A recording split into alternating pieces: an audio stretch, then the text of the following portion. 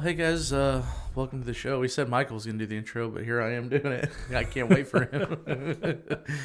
Hope everybody's doing well.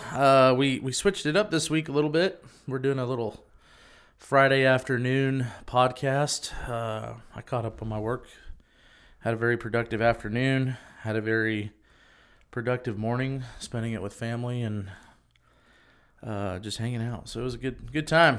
For those of you that don't know, if it's your first time watching, I'm Alan Espinoza. This here is... I'm Michael Perkins. That's Michael Perkins. And today we don't have Andrew the intern with us. He was here last week, but he is ill this week, and he sounded pitiful. Sounded pretty bad yesterday. The other day, and he said, "Well, I'll be better for tomorrow." We're like, "No, you're not coming in. You're not gonna come in here." I think I can make it. No. So, well, he's been hustling this week though. I'll give him that. He's been working with us a day, and then he went out and looked at some roofs and all that good stuff. And we shout out to him. He probably got sick because he's never worked that hard before. I don't know, maybe. But well, he worked one of his jobs yesterday, went home, laid in bed, and then went back to that job again because it's a job where he has to, do stuff on either end of the day. So, yeah, man. And he actually had a run-in with the cops. So for those of you that don't know, Andrew started a job doing roof inspections for a roofing company. So he basically goes around knocking on doors, and it's a sales position, knocking on doors, asking people basically if he could look at their roof if it needs to have work done. And shout out to him for doing that. But he got the cops called on him, and looked like he sent a pretty good picture. We'll insert the picture here. But and it would look like a pretty good time that he had. So luckily he didn't get arrested, but he did get sick, like I said. But here we are, Friday afternoon, just the boys. That's right. Well, what does it make him? I don't know what he is. He's the intern. He's just the intern. So, well, pretty good week, pretty productive week. Got a lot done, I feel. Yeah, it was good. Yeah, so. I had a very productive afternoon. I only worked from, about 2 hours, maybe an hour and a half, but it was very productive. Got a lot of stuff done. Meeting with a tax attorney, having them do some stuff for me. So that's exciting and scary at the same time, but hopefully the money that I'm spending is going to be worth the dividends on the back end. So yeah, she did a really good job of selling me. It wasn't her, the actual tax attorney, but it was their business development person. They reached out to me via LinkedIn, and it's pretty interesting how much we trust each other via the internet, not ever meeting somebody in person. At least I did. You commented on that the other day, and Andrew was talking about in sales you have the idea on door to door is you're like, hey, your neighbor so and so up the road, they had us come and do this, and so it's supposed to build some trust. And you mentioned how much trust do we put in our neighbors that we don't even know? It's like oh the Smiths up the road, but I don't know them, but you put trust in them. It's like if you're good enough for them, you're good enough for us. And I was thinking about this, and it's all situational and locational too, because I was thinking when I was on a cruise over in Europe, in the Mediterranean, we clicked with some people that were on the cruise from the States, it's not like we had to trust them with anything, like dire, and but just being there, being friendly, grabbing a drink with them, whatever the case is. Yeah. But these are just random people that you walk up to, but they're from the States, you're from the States, and there's that connection. So finding that some sort of connection and building that, I think, we have that sense of trust, which, I don't know if it's stupid trust or it could be naive, but I still have, enough faith in humanity that I'm willing to do that. And they're a reputable company. Well, sure. There's two things that I appreciate about them is, one, they came to me. I didn't have to seek them out. I love a company that does that. And then two, she made me feel really comfortable, and that's part of the sale, right? Like, I know in sales, part of it is making the customer feel comfortable in what you're selling, and understanding the product that they're selling really helped out. So she laid out the process, what it would look like, and I ended up, giving them $1,500 before I ever even shook a hand.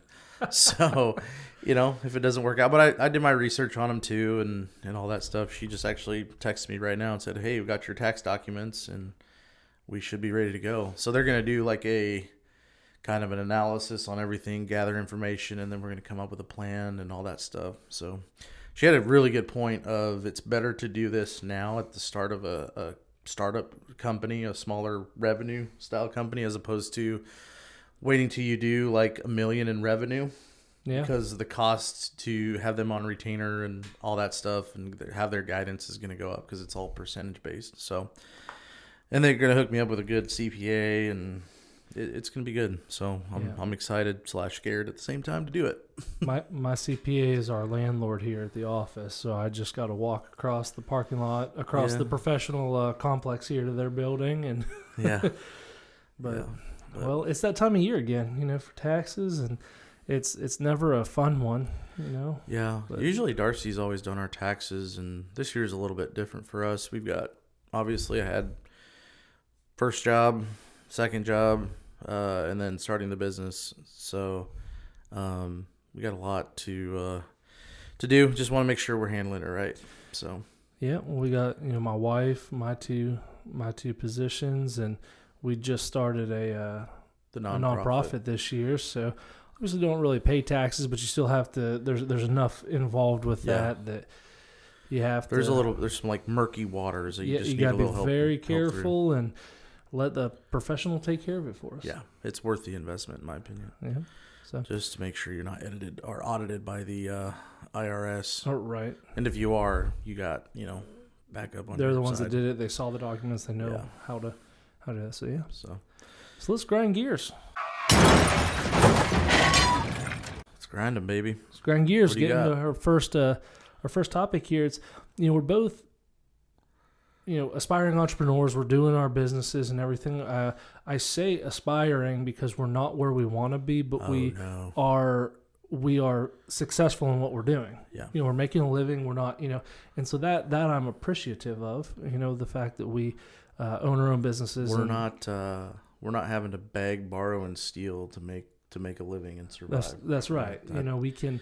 It's a huge plus as an entrepreneur. Yes. And so, and we both had a little bit of leading into it, I think, because when I was working in corporate America, I got into real estate first, and then I was doing real estate when I left my corporate job. And I then, whenever I started this other business, I was already on my own, doing my own thing. Yeah. So it was that was helpful. And then for you were able to start your company while you were working your corporate job, and then able to leave. And that's textbook how they we'll get to that here in a minute too with something I want to talk about. But that's exactly how you want to do it. We talk about like leaving 9 to 5s and what does that look like? Well, you have to have build up a side hustle until it can overtake your 9 to 5. So, to where you're actually losing more money by not doing your side hustle. Yep.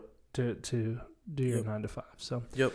But this first one I want to talk about. This comes from somebody that I follow on Instagram. Shout out to Startup Ethics, and they had a post. It says, by the age 30, you should be smart enough to never do this in your life. And there's a list of things here. There's 13 things that I want to just briefly go over. The first one is don't share everything. It says, no matter how much you trust your close friends, family, let no one know everything about you. And I got to thinking about that. I knew that's exactly the face you were going to make. And that's what, so I think there's a difference between. I've obviously shared too much with you because you knew that reaction. I think there's a difference between not sharing everything or not sharing too much and hiding things.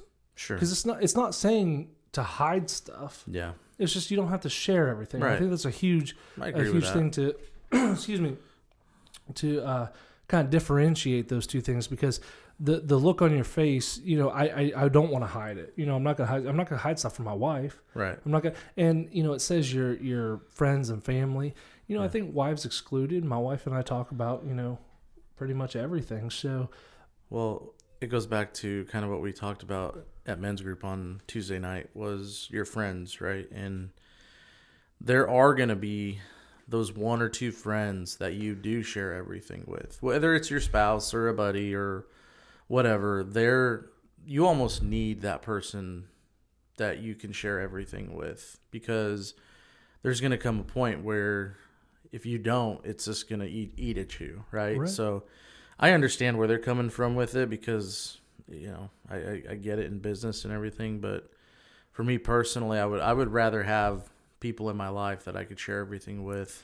The other thing with that though is not sharing everything with everyone is based on their reactions. How are their reactions going to affect you? Sure. You're saying, oh, well, I don't care what, you're not supposed to care what other people think. Okay. But it's human nature. We care what other people think.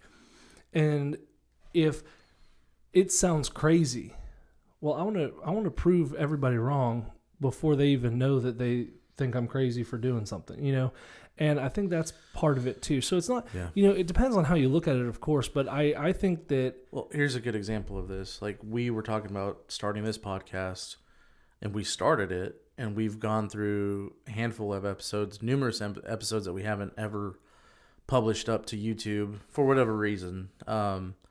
A lot of technical difficulties. Technical difficulties, learning the craft, but all of that. But we never openly shared that we were doing a podcast with everybody, right? Like if it comes up in conversation, people are like, "What do you guys do?" Because we're out, we go to lunch together quite a bit, and we're just out and about together, whatever it is, and people are ask that question, and if it comes up in conversation, Mike, I do this, Michael does this, and then together we do this, and then we might say, oh, well, and we also do, podcasts on the side. But there was a point where we didn't really let that out of the bag because we hadn't posted to YouTube yet or any of that. And even now, it's still kind of fresh. Guarded. Yeah. And I say guarded just for a lack of a better term, but I could see that. Like, you're not willing to share until maybe you're ready to share, or until you feel like it's ready to go. So yeah, I could see that. Yeah, and so I think that's where we're coming from on this. You don't have to put your whole life out there to everybody. Yeah, I think is ultimately where it comes from. You get a lot of people who share a lot of things. I like eating, black licorice with Miracle Whip. Like, you don't have to share that. That's disgusting. Yeah, that's horrible. Okay. I hate black licorice and Miracle Whip, so that's why I said what I said. Number 2 is don't rely on your 9 to 5. So that's what I talked about just a minute ago, but it's never rely on your 9 to 5 as your sole source of income. Start creating 3+ streams of income as soon as possible. Well, I have 2 that I do very regularly that make me decent money. I own a business and I do real estate. And then we're working on our venture together with, Andrew the intern and everything that we're doing with EMP Global. And so, I'm building that up. But that's, we don't have 9 to 5s per se anymore because we own our own companies. But that's the idea, is that, when one's not enough, you still have the others to rely on. Sure. You go through a slow period in business, you have the other ones to rely on. Yeah. No, I agree with that. And I think 9 to 5s sometimes get a bad rap. There are people who are just geared that way to work in that environment. And it takes a lot of grit to be a business owner. And that's, my short time of doing it part-time and full-time. I'm finding that out. Michael and I always talk about, well, you're riding the emotions of, man, I just had a large check hit the bank. Like, that's awesome. And then you ride the emotion of, oh, where's that money? Is that money coming? Like, so sometimes I get hung up on that stuff, but, not everybody's cut out to run a business. And even those of us that are maybe, aspiring and have always wanted to, sometimes, you have to overcome the doubt of, doubting, well, did I make the right decision of leaving the 9 to 5? Did I do this right? Did I do that right? And that's where that grit comes in. You got to overcome that stuff. So, well, like, while my wife would love to be either a stay-at-home mom or she would love to do something where she has a more flexible schedule like we do. Sure. She loves her 9 to 5. I mean, and I feel like whenever you go into a specialty, you're a doctor, you've gone to school for 8 plus years, you you're going to pursue that career afterwards. And I think, and it works for her. She's a, clinic director now, and she loves what she does. Yeah. And that's great. There's nothing wrong with that either. So number 3 is don't neglect your health. Ooh. This is a big one for us. I talk about it way too much. We make sure you eat right, work out, sleep enough. You only got one version of yourself. I like that. Yeah. So, but eating right and exercising and getting enough sleep, I think the sleep one is the one that gets overlooked a little bit more than some. Yeah. Because you talk about, I need to lose weight, I need to eat right and exercise, but we don't talk a lot about make sure you get plenty of sleep. Yeah. There's a TED Talk where they talk about the importance of sleep and how important it is and how rejuvenating and everything that is. And I'll bring that up maybe for a future discussion, maybe next week or something, because I don't have all the stats and the name of it right in front of me. It's saved on my computer, but but just the importance of getting that, kind of resetting yourself. Yeah. And sleep is, I think if you don't have a good sleep schedule, everything else suffers from that. Just as an example, if you don't sleep right, it's hard to get up and go work out in the morning, which a lot of people will tell you that working out first thing fasted is one of the best things you could do for your like weight loss and just overall health. And if your sleep patterns are out of whack, everything else suffers from that. Sure. This past month, I don't know what it's been. There's just been, people have been sick. I've been dealing with, a couple of things that keep me up at night. And I noticed my sleep pattern is, and it also, I just actually thought about this today, was we moved our oldest son downstairs away from kind of everybody.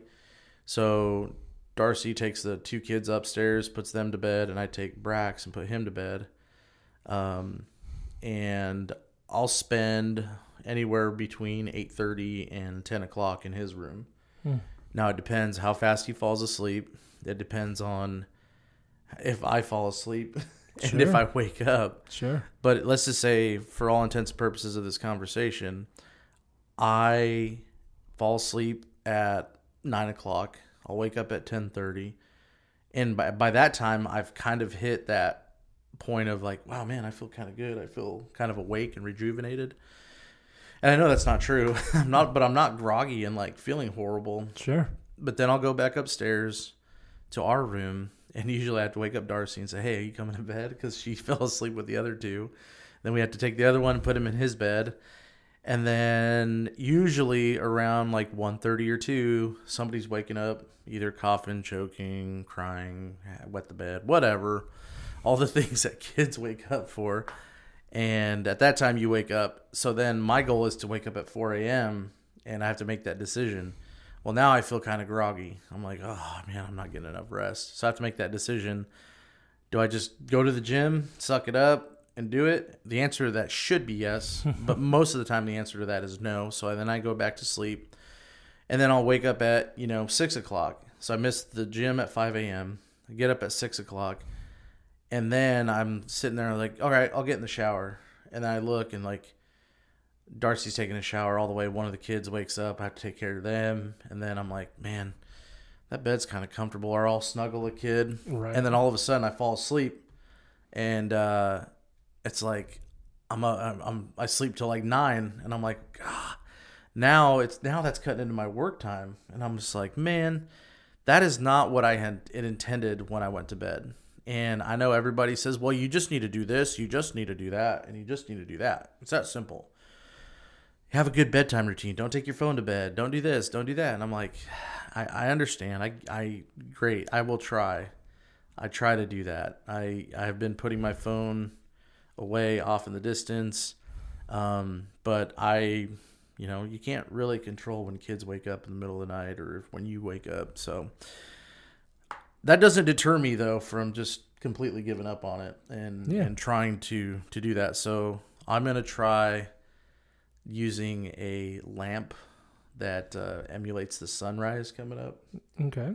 there's some things I have started enacting to overcome that, and that's been, one is getting that. Two is I've set the thermostat lower upstairs for our room, and I've been sleeping a lot better since I've done that alone, just making the temperature colder. And then the other thing is just to have more discipline and get up to get up and stay up and go to the gym no matter what the night looked like. Like, everybody that goes to the gym at 5 a.m. is freaking tired. And I'm not the only one that has kids. They all go to the gym. There's no excuse as to why I shouldn't. I just make the choices not to. So, well, I told Andrew this last week, and I'll tell you this now. He said, "Well, I'll try to do this." I said, "Don't try, just do it. You know what it takes." He said, "I'll try not to be late." Yeah. Is what he said. And I said, "You know exactly what time you're supposed to be here. Yeah. You know exactly how long it takes to get here. Yeah. You know exactly what your routine looks like in the morning. And if you're worried about it, if you're worried about traffic, if you're worried about, dogs having issues, because he was house sitting and dog sitting, then wake up a little bit earlier and get done, because there's nothing wrong with getting here early." Right. No, that's a good point. You can get here early or on time, but you're not getting here late is unacceptable. So therefore, you know what to do. Don't try, do it, because it's just a lack of self-discipline. It's 100% on you. Yep. Now, that doesn't mean that it's not hard. Right. That doesn't mean that the kids didn't wake up a couple of times, and that's even harder. Yeah. But ultimately, the decision and the willpower of not going to the gym or not waking up, we have full responsibility of our own, times when we wake up. Oh, 100%. So yeah. 100%. And I this week I watched this. I'm kind of showing you on my phone here, but it's by this guy named Bedros Keuilian, and he says the gateway drug to an awesome life, and he talks about that it's really the gateway drug. He's saying is sleep. He said if people bottled up sleep in a bottle, you would take that. If the benefits of like sleeping, he said if you bottle that up and if you took a pill and then got all the benefits out of sleeping well, or no, it's exercise. He's talking about exercising, but. Long story short, this dude just it was like a kick right to the groin. It's a kick right to the nuts. Let's just be honest here. And I was just like, man, I need it. I even set myself an email that said, this will change your life. So I'm going to watch this over and over and over until it beats into my head. But at the same time, you got to do something. You got to move. You got to stop with all the excuses and go for it. So, I'm not even gonna say I'm gonna try. We're gonna do it. We're gonna get it done. So sounds good. Enough about that. Number for that one. Well, we heard all about your routine, and that's good. Well, it's just talking about the importance of sleep, because if I don't sleep well, it screws up the rest of my day, then So everything is a trickle effect from there. Yeah. So number 4 is don't do what your friends do. If your friends take weed and drink alcohol to have a good time, then it's probably time to rethink your priorities. And I go back to the way Jared says this. I say it that way because everybody has a different way of saying it. But he says you're the average of your 5 closest friends, and I fortunately don't have this problem now, but I did several years ago, to where I was hanging around people who didn't want to grow. It wasn't really weed and alcohol. Those weren't the issues. The issues were they were perfectly content exactly where they were at and had no desire to improve in any way, shape, or form. Your mindset was from a business perspective and wanting to grow that way in your career and just life in general. Yeah. Yeah. But they were the idea that if you were to ask them, where are you going to be in 10 years? Well, shoot, it's been over 5 years. So let's say, 5 to 7 years. Where are you going to be in 5 to 7 years? They might have some idea and try to say something, but currently they're exactly where they were 5 or 7 years ago. Yeah. I'm in a vastly different place. I'm married. I have a son. We're working on, having another child.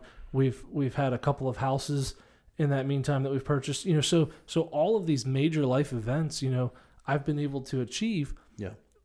but it really helped shredding some of the friends that didn't have a desire to go, that weren't lifting me up either. Yeah. So, and I agree with that statement, but I also disagree with it too, because if you have the right friends, you should probably do what your friends do in some respect and regard, right? if you surround yourself with the right people. Like if you're all about routine. The sub comment though is, if your friends need to do these negative things, Right, then you need to rethink them. And so, yeah, but yes, go ahead. I'm sorry. well, yes. I look at you and you're very regimented and you are good at that routine. So, and I've always kind of been more free spirited. I'm just kind of like more nonchalant, but then I see you and you're like looking at your clock. You're like, okay, at this time I have to be home. And it's so easy, like, in our position, we could work till, 8 o'clock at night if we wanted. Yeah. But that at 5 o'clock, I'm leaving the office no matter what. No, there's nothing else that's going to tell me that I can or can't stay. Now, you've stayed a little later within 15 minutes here or there, but you have other responsibilities outside of here. 5 o'clock hits, I'm out the door. So I'm like, I should probably do something like that. And then I see how, even with you guys, with Michael James, you guys have a great, bedtime routine. You guys have all that stuff figured out. So like for me, I could lean on you or look to you or seek advice and be like, hey dude, like, you got any advice on, creating those good routines? So absolutely, that's a way of, I'm talking about, like, you do 100%. You do want to, do what your friends do. If you have those right people, yeah, the people that you look up to, the people that you can learn something from, the people that are, and I say, I'm not like this so far along in life, but if I do one thing better, then you can look and be like, okay, hey, I want to emulate this part, but I do the same with you. You have something, I'm like, hey, I want to, and you can work with each other on that. And I totally understand and respect that. But I think what we're, the idea of not doing what your friends do is whenever it doesn't help you grow and it has no benefit, there's no value to it. And you really need to rethink that. So this next one here is something that I don't struggle with at all, and it's don't blame your parents. You can't keep blaming your parents for everything. You should forgive them and take responsibility for your own life. I fortunately had parents that were extremely loving, caring, giving.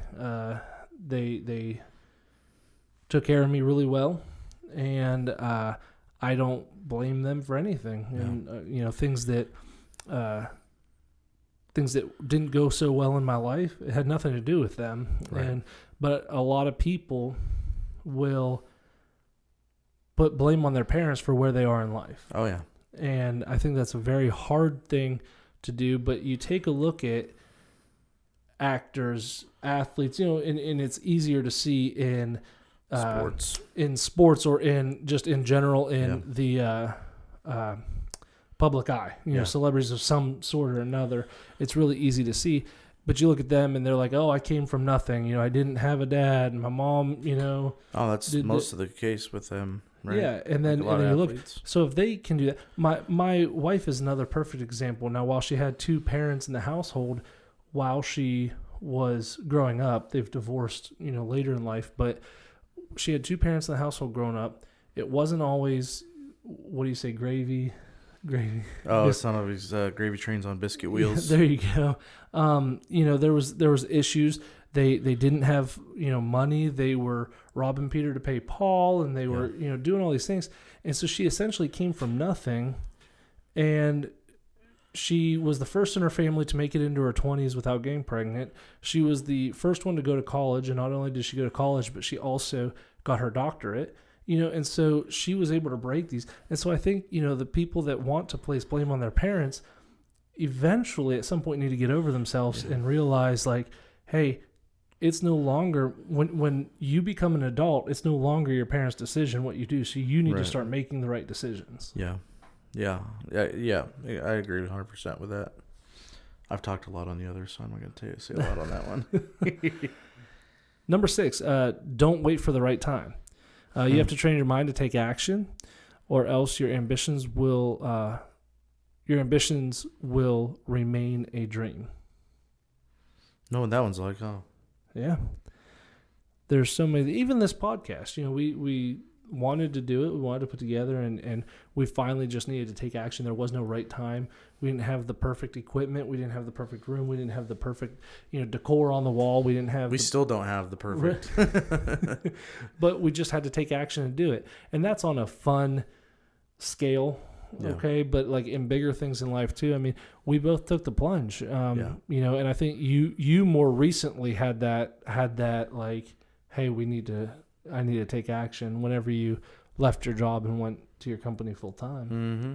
Yeah, no, that was a big one. Huge decision from what we would think naturally in our flesh, right? Like that decision is a huge decision, but at the end of the day, it was fine. But we can always have that paralysis by analysis, and you never move on something where you just sit there and think and think and think, and nothing ever happens. And I'm still that way with a lot of things. Like I think about how much I should work out, and I don't do it, and blah blah blah. Think about how better I should eat, and I don't do it. But having what we have for making that plunge, right? There's a lot of factors making that plunge from, or taking that plunge from corporate, nice, comfortable paycheck, great living. I mean, I was making the most money I've ever made per year before doing this. And, insurance, had a company insurance, and, had a company credit card, and I've had vehicles and didn't have to pay insurance on my cars and all this, that, and the other. People will let all of those things and factors dictate, they'll put more value in those things. Yeah. Out more above what you can get out of running your own business. I.e., being able to have different tax write-offs, being able to make your own schedule, being able to control things a lot more, being able to do things the way that you want to do. The earning potential that you have as a business owner is 100% up to you. So I think a lot of people making that transition will purposely put up those barriers in front because it's comfortable, it's easy. They don't want to make that change per se. They want to make that change, but deep down they're scared to make it. I mean, let's just be honest. It's a scary move when you're talking about you got 3 kids at home, a wife. You just moved into a new house where your rent's pretty high, and this, that, and the other. And I truly had to just trust what the Lord had in that, and He's provided, and it's been great. And you just reach a point where you have to make a hard decision, and you talked about it with your experience, and in talking with Michael every day.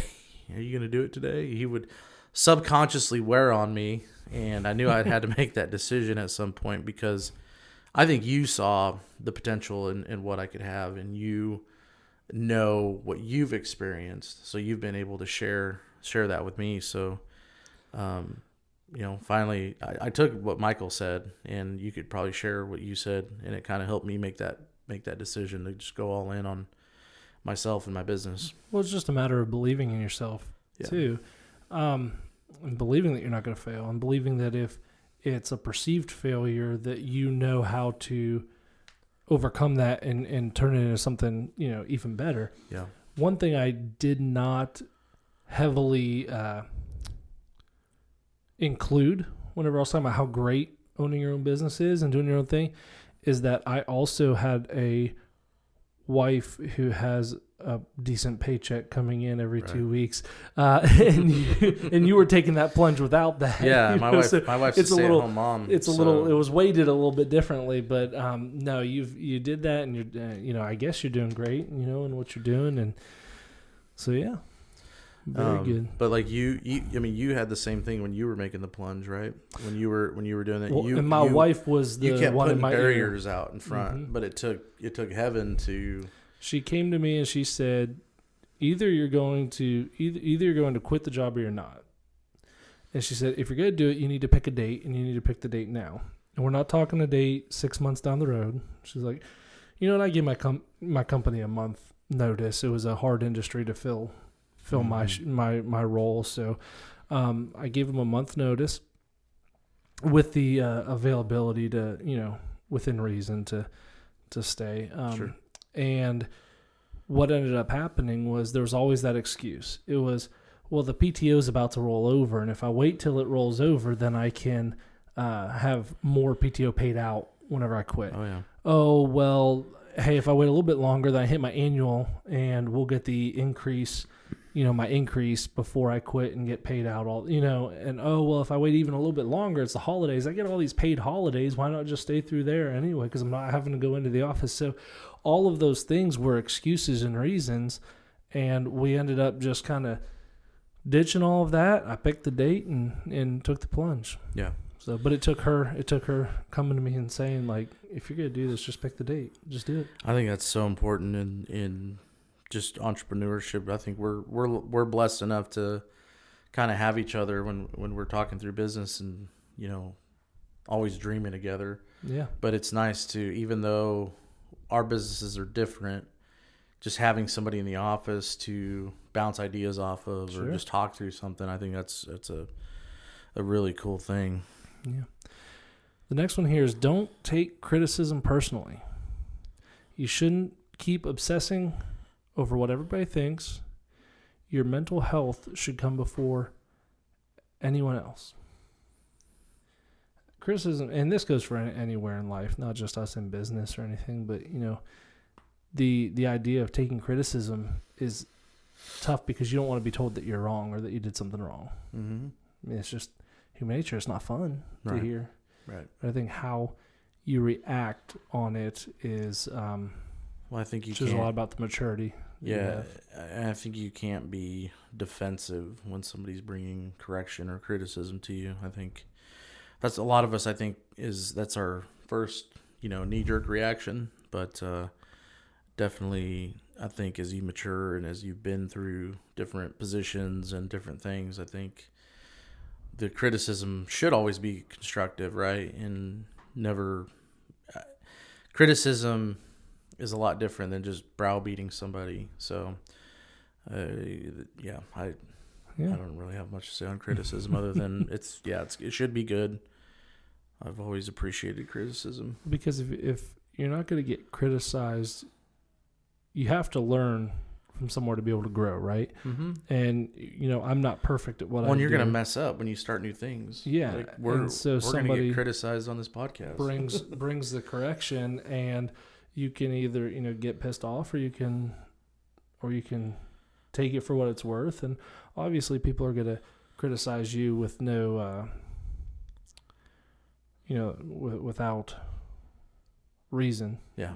But taking that constructive criticism, from those around you that love you and are coming from a place of love. Yep. It's very important.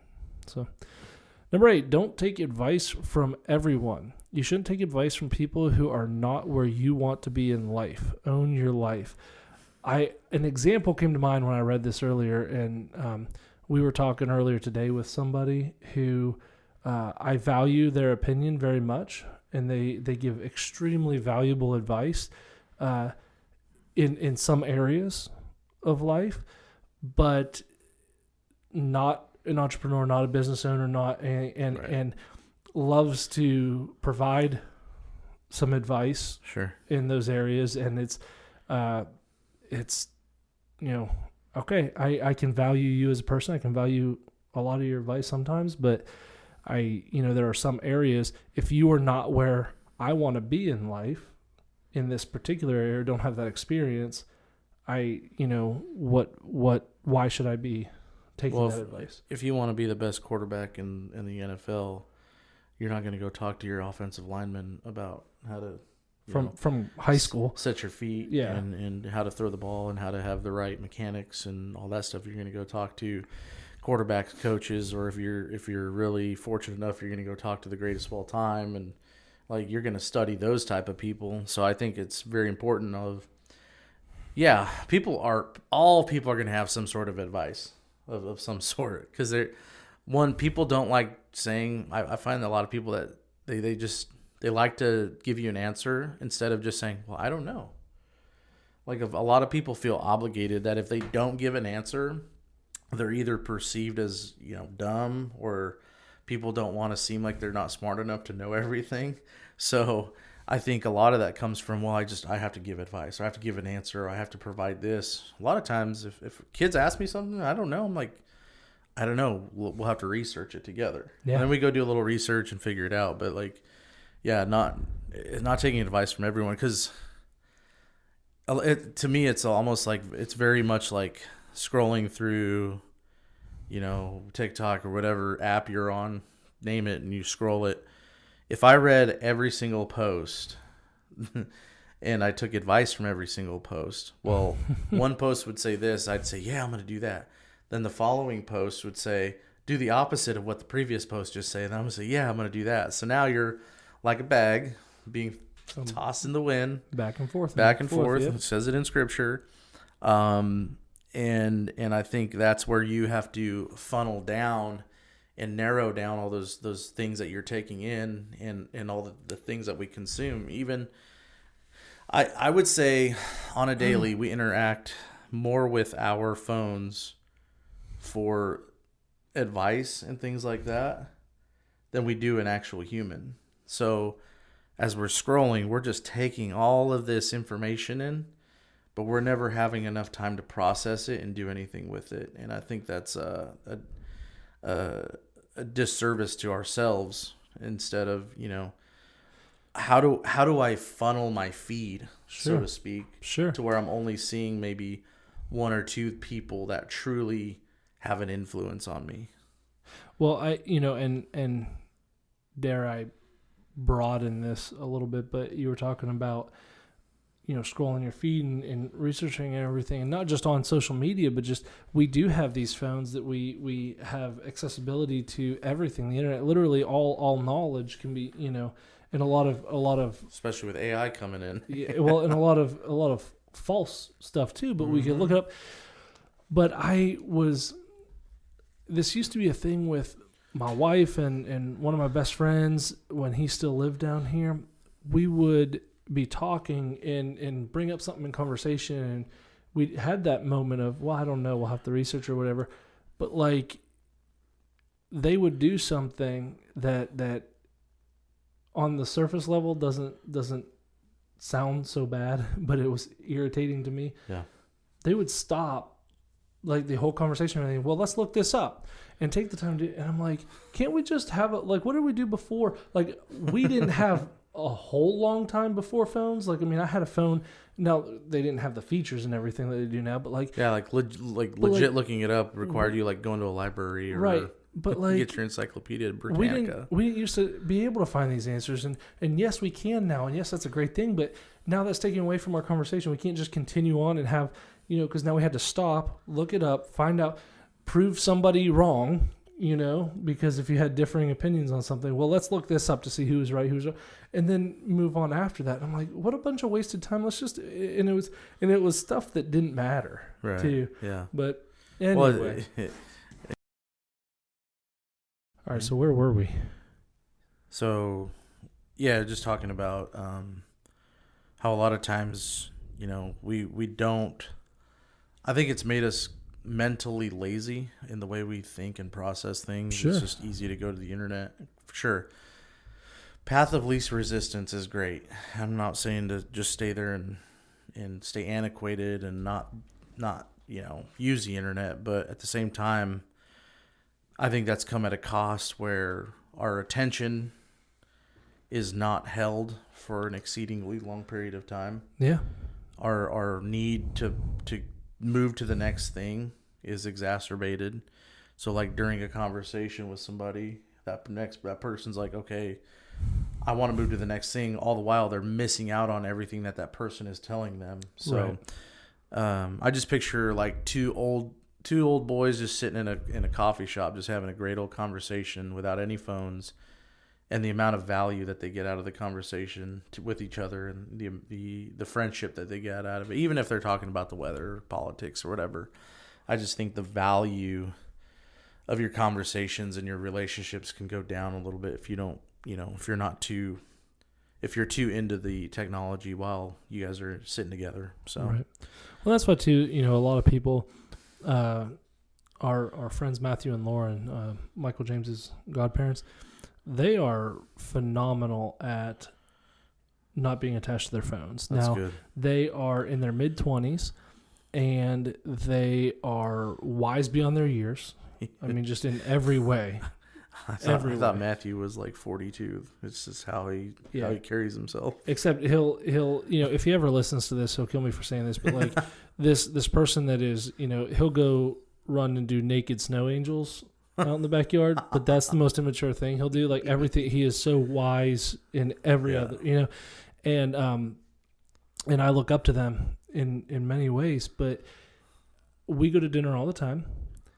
I've never once seen his or his wife's cell phone. That's awesome. While at dinner. And they have like a little coffee nook or something. It's the countertop on the side of their on the side of their fridge. Keeps where you toss the mail and everything. Oh yeah. Well, when they get home, their phones go there. That's cool. And so like it'll be like I'll call him or something, and it's an hour or two later before he calls or texts me back because he's not on his phone 100% of the time. I think it's big. I try to do that when I get home. I try to put my phone up on our where we hang our coats, our coat hook, I guess you call it. But there's a little shelf there and put the phones up and just be present as you can. Because it's easy to go down a rabbit hole of watching reels and stuff. Yeah, for sure. So, all right, moving forward, number 9 here is don't follow books blindly. All right, never let self-help books and motivational guides drive you. Embrace consistency and discipline, and you'll go far in life. Wow. I think what it's saying is don't try to learn all about motivation and everything. Like actually just get motivated and do whatever it is that you're doing. Yeah, you could read till you're blue in the face, but if you never do anything with it, it's pointless.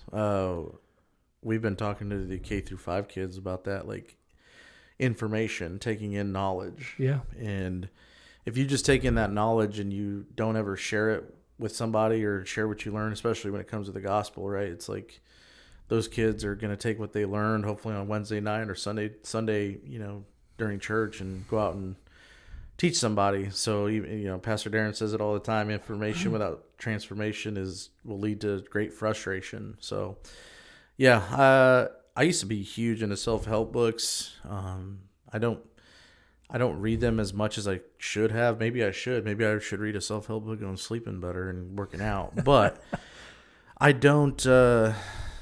I just don't have time for them. And I barely have time to read the Bible as it is and study and prepare for, Wednesday night. And, I would rather read the Bible than a self-help book because all those books are based on the Bible anyways. So, or all of the information in the Bible is you're gonna have everything that you need in it. So I'll take a different approach. Okay. I have my Bible reading time, and so I don't want to take away from that, right? Sure. But you say, hey, I wouldn't want to. I would much rather read my Bible than read one of these other books. That is if you're not taking the time to read your Bible anyway. If it's going to take the place of that time, right? But if I have my time set aside, I read my Bible and I'm doing all that, and then also I guess. Because I don't read as much anymore. I used to, and I just started. I got a book today, and I was going through it.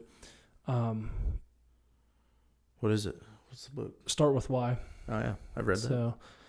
But I was going through it and thinking, but the purpose of the different direction that I'm going with this here is that you make time for the things that are important to you. Mm-hmm. So if I have time I can't claim that I don't have time to read if I have time set aside to play my video games. Oh, yeah. And I couldn't sit here and say, well, I don't have time to read no, I'm not saying, for you, because it's your own schedule. You do you. But sure. For me, I can't use that as my excuse because I do have time. If I sit down every night after I put my son down, and sometimes it's only 15 minutes, but religiously I get on, and between 15 minutes and 45 minutes. I'm not spending hours and hours and hours, but that's 15 minutes to 45 minutes that I could be reading. So I can't use the excuse I don't have time. Sure.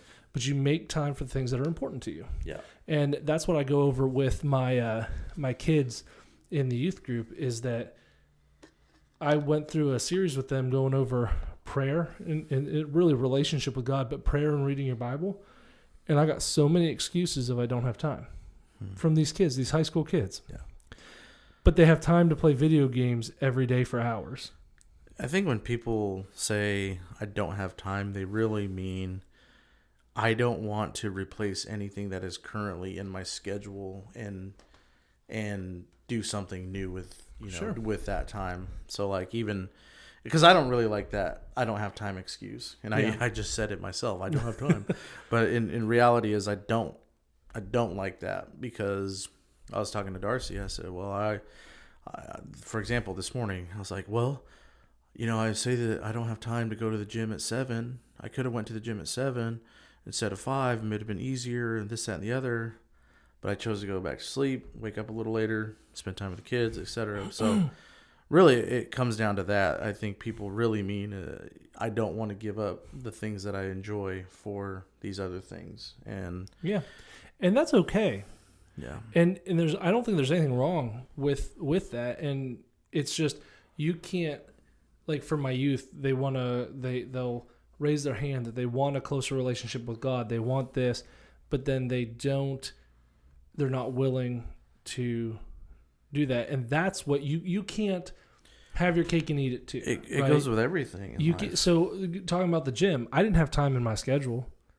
So I wake up at 4 a.m. to go to the gym at 4:30. There's a lot less excuses that you can make at 5 a.m, other than I'm tired, which is sleep is the only that's excuse a cop that you out. can make. It's a cop out. I'm shaming myself here. You're not It's going a to BS any, answer. You're not going to any meetings at 4 o'clock in the morning. There's very very minimal things that early in the morning that should stop you from going to the gym, and that's one of the reasons why I like going in the morning. It's just it's good to do that.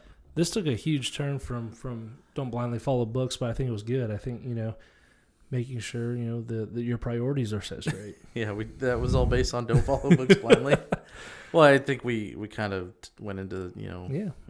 No, I love it. The Bible, and I love it. Yeah, even that book we shouldn't follow blindly, right? Not blindly. You should know exactly why you're following it. Yeah. Number 10 here, don't lie to yourself. Never lie to yourself. People will believe your excuses, but not you. Mm-hmm. Yep. I think being honest with yourself was one of the hardest things, and that goes back to criticism. Yeah. We talked about, not being able to take criticism. If it's truly constructive criticism and it's correct, we're just not willing to take it.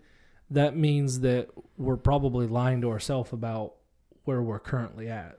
Yeah. And I'm okay. I think you reach a certain level in your life, into a certain confidence level, saying, man, I really suck at that thing.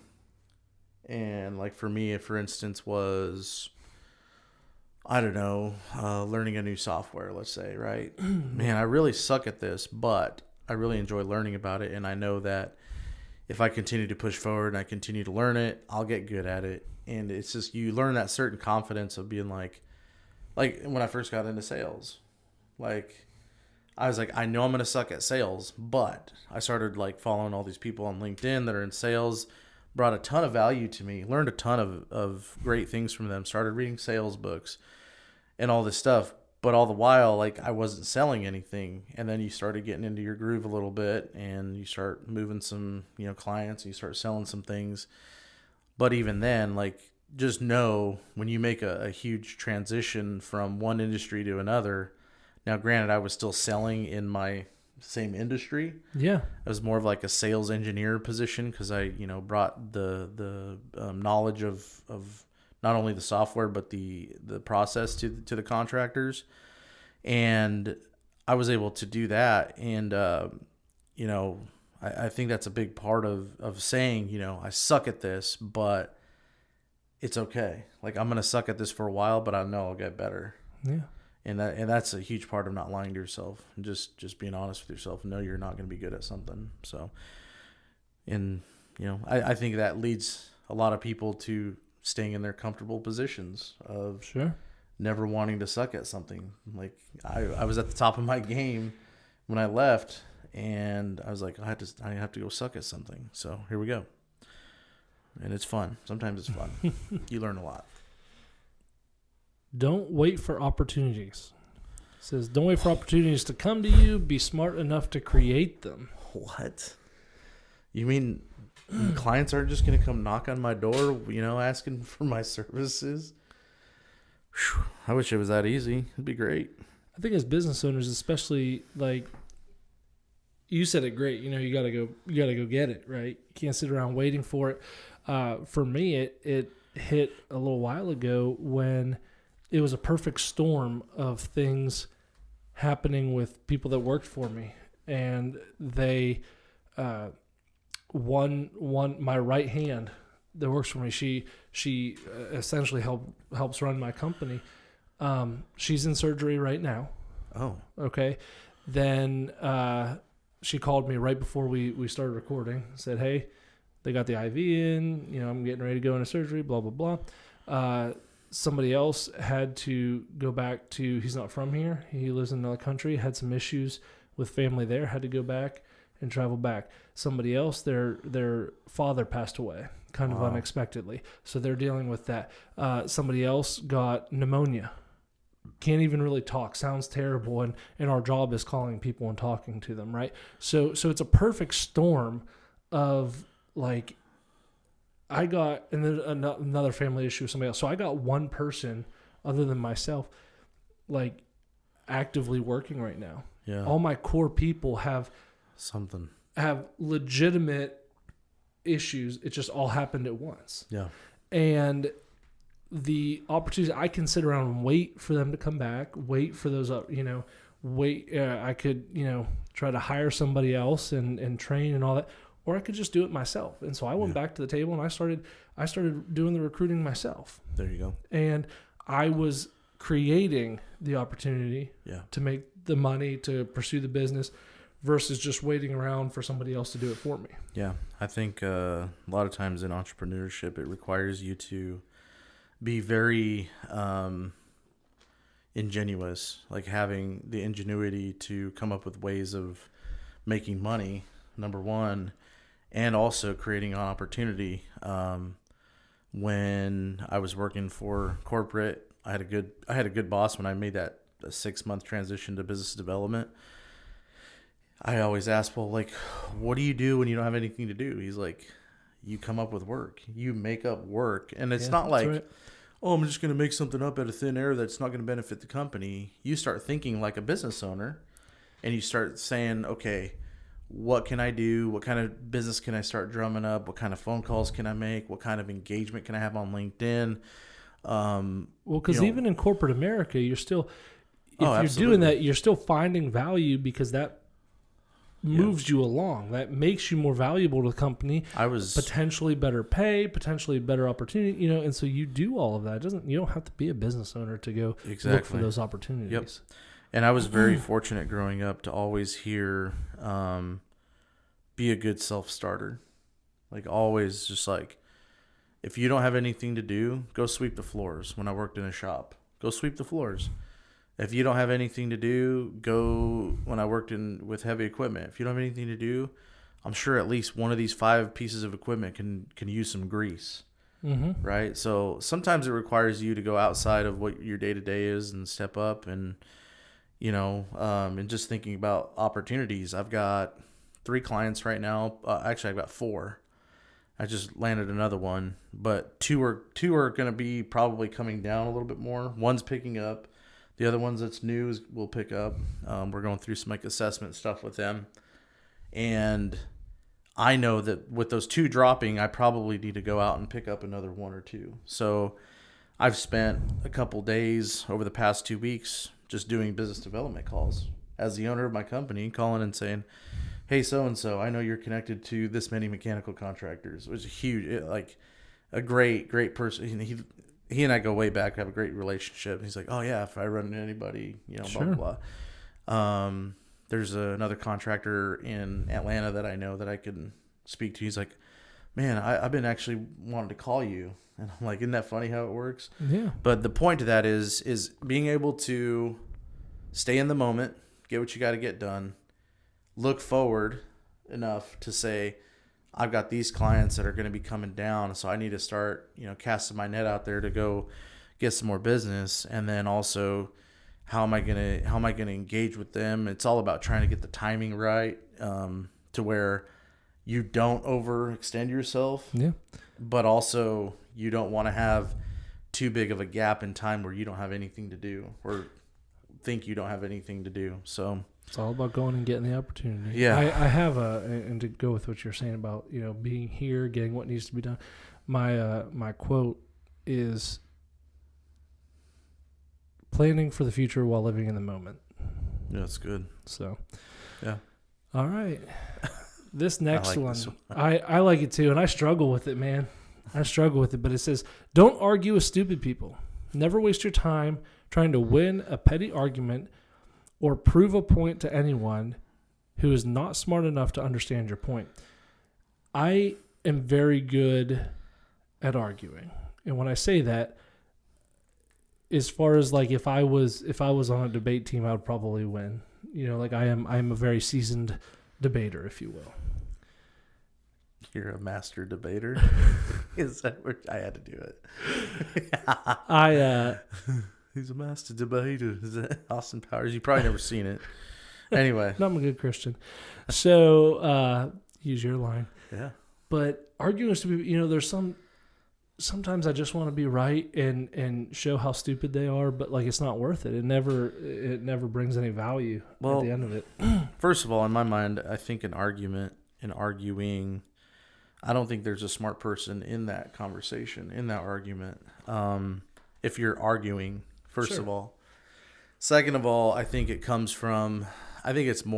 should say, don't argue with ignorant people, because people think they know something, and when they think they know something, they're going to go all in and think that they know that thing, right?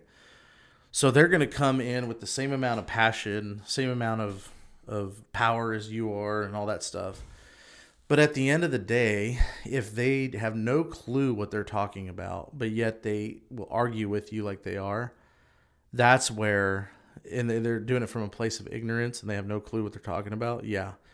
I'm just going to shut it down right there and be like, you know what? You're right. You just have your thought. Go ahead. Now, I'd like to say that that's what I do a lot of times, but I, like you, enjoy arguing. Not to a point where it's like, if I know I'm 100% right at something, as a for instance, and this wasn't even an argument between us, but it was when we were doing a 3D print on the church, and we were talking about scaling, and I was like, well, this is how we should scale it. We're going to argue here because I don't think you're wrong, but I don't think I was wrong either. I think we're saying different things.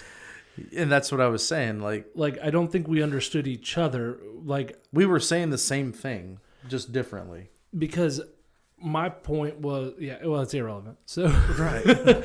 So in that moment, but at the same time, I've been scaling things for years. I don't know that you've ever scaled anything, but you knew enough and are smart enough to know how to scale something like it. You saw how it grew. Well, and I did it like 3 times before that on my software I was using. Right. So, but again, going back to, I've been using CAD software for, almost just because you've been using it for years doesn't mean you were right, though. I was right. I was right.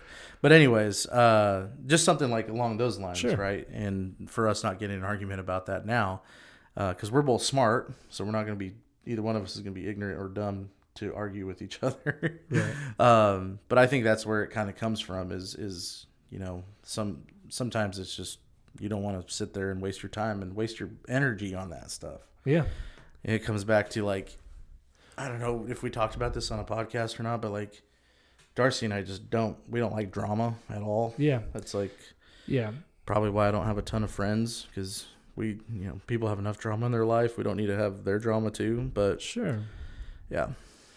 Well, I think the important part that takes out the arguing with stupid people between us whenever we did that is I came to you later. You did, and 100%. I said, all right, so here's the deal. Yeah. I don't understand. This is the way I understand it. Why am I wrong? What help me understand this? Yeah. And that takes it from arguing with ignorance and arguing with stupid people to like, let's be productive in this conversation. Yeah. Let's and that was learn a huge something. that was huge. That said, and I commend you for that. That said so much about who you are as a person to be able to do that and say, hey man, like, you weren't saying you were wrong, nor did I say you were wrong, but you were I had wise no enough, idea what you were saying. You were wise enough to come to me and say, hey, can you actually like teach me what you were talking about? And then after that, we were on the same page all day. Yeah. So no, that was huge. Shout out to you for that, man. For real. But arguing with stupid people, just don't do it. It's a waste of time, waste of breath, waste of energy. We've spent too much time on talking about arguing. or stupid people. All right, and finally, let's wrap up today's show with this last one. Don't fear rejection. Never fear rejection. You got to be careful with the way he worded this. Is don't fear rejection. No is just the start of a constructive conversation. No means no, but I want to know the why. Like, and then that no might. So sales is different, obviously, than other areas of life where we're taught no means no. By learning why, like we tell our kids, if we tell our kids no to something, the because I said so is probably the worst answer a parent could ever give a child. I say that a lot. But it doesn't teach them anything. No, it doesn't. And that's what Heaven and I have talked about this many times. Our son's a little too young to he knows yes and no.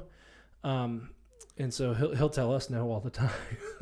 You want to go to bed? No.